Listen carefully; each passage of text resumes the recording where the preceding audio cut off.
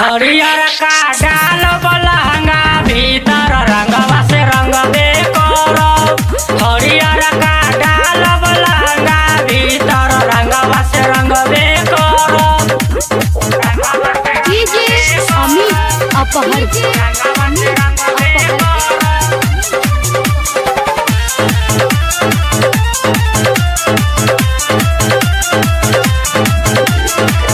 ईश्वर चंद्र में से आसले से के बोलाइब हो।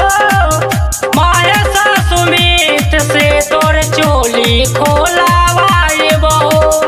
चोली खोलावाइब हो। ईश्वर चंद्र में से आसले से के बोलाइब हो। महेश सुमित से तोर चोली खोलावाइब हो।